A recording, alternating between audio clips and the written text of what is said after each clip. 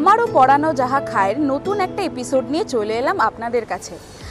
এর আগে আমরা বহু জায়গায় খেয়েছি এবং আপনাদেরকে দেখিয়েছি, তবে এই বেশি হয়েছে অফিস পাড়াই।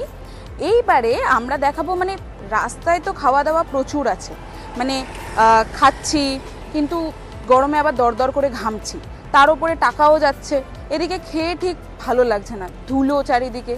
এবার এমন একটা জায়গা দেখাবো যেখানে আপনারা সেই টাকাতেই মানে রাস্তার খাবারের যে দাম সেই দামেই একদম ফ্যানের তলায় বসে ভালো করে আয়েশ করে খেতে পারবেন।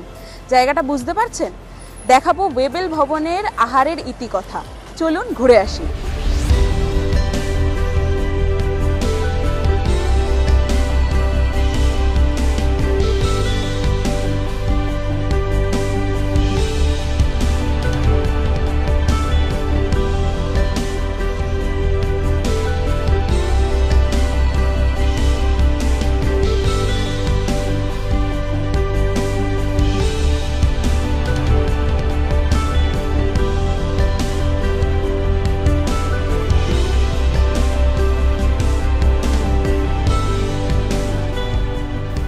আমরা এখন পেয়ে গেছি আহারের ইতিকথার ম্যানেজারকে আমাদের সঙ্গে।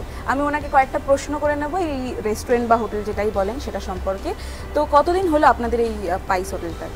এটা আমাদের আহারের ইতিকথা আজ 3 বছর হচ্ছে। 3 বছর? হ্যাঁ। 3 বছর ধরেই কি আপনারা এই মানে পাইস হোটেলের কনসেপ্টটাতেই চালাচ্ছেন? হ্যাঁ, আমাদের মানে কনসেপ্টটা এরকমই আছে। আমাদের মেনু প্রতিদিন চেঞ্জ হয়, বেসিক্যালি থালি যেগুলো আছে সেগুলো সেম থাকে। আর আমাদের যেমন ভর্তার আইটেম, আর আমাদের সপ্তাহে 3 থেকে 4 দিন আপনার পোলাও হয়, ফ্রাইড রাইস হয়, আর বিশেষ করে মঙ্গলবার আর শুক্রবার বিরিয়ানি হয়। তাই স্পেশাল যেই ভর্তা বা বাংলাদেশি বাঙাল খাবার এই জিনিসটা মানে আনার কি কারণ? এটা অ্যাকচুয়ালি আশেপাশে অনেক হোটেল আছে, অনেক রেস্টুরেন্টও আছে, ছোটো ছোটো ক্যাফে আছে, ঠিক আছে। তো এরকম আইটেম এরকম কোথাও হয় না, ঠিক আছে। তো আমরা এটাই ভেবেছি যে এরকম যদি খেতে পারে, একটা ঘরোয়া রান্না যদি সাধারণ মানুষ পায় এখানে, হ্যাঁ খুব ভালো হয়। তো অনেক মানুষও এখানে বলেছেন যে সাধারণ যদি ঘরের রান্নাও যদি এখানে খেতে পারেন তারা খুব ভালো লাগে তাদের। তো সেই সমস্ত কিছু কনসেপ্ট নিয়ে আমাদের এই আইটেমগুলো এখানে বানানো।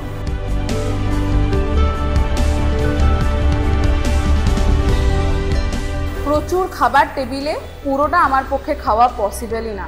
তো আমি আগে দেখিয়ে দিই কী কী আছে। সামনেই আছে ম্যাক্স ভেজ থালি। ভেজ থালিতে প্রথমেই আছে শুক্তো, তারপরে আছে ডাল আর সাথে আলু ভাজা, তারপরে আছে আলু পোস্ত, গাজরের ভর্তা, চাটনি এবং স্যালাড। তারপরে আছে ভর্তা। ভর্তাতে তো অনেক, এটা শুটকি, এটা চিংড়ি, বেগুন ভর্তা, গাজর ভর্তা, আর এইটা কি আমি তো ভুলেই গেলাম বলতে বলতে।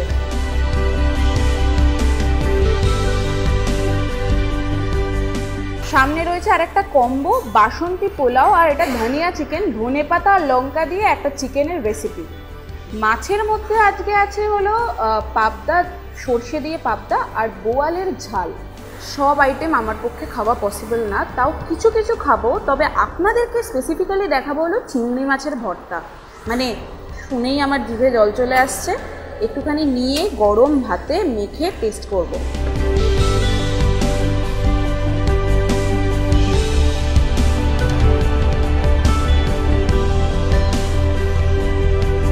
অসাধারণ, মুখে জল চলে আসছে। খেলে দেখলে সব করলেই ভীষণ ভালো। বাকি আইটেমগুলো আমি পরে খাবো, তবে আপনারাও এরকম ভর্তা এখানে এসে প্লিজ ট্রাই করুন।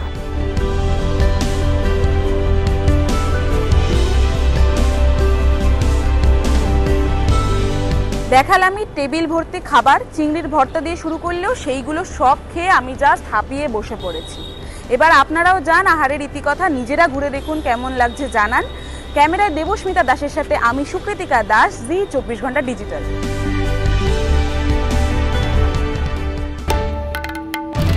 বাংলার আওয়াজ, বাঙালির আবেগ, জি 24 ঘন্টা।